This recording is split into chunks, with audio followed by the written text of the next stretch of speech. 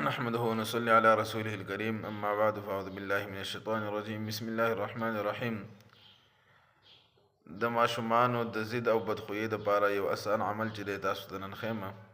کوم ماشوم ډېر زیات ضد کوي یا بدخویۍ او زیل کوي نو روزانه 41 مرتبه په دغه ماشوم باندې او په کشمشو باندې قرآن حکیم دا آیات کریمه وليست اعوذ بالله من الشیطان الرجیم وليس الذکر كالانثى واني سميتها مريم واني اعيذها بك وذريتها من الشیطان الرجیم.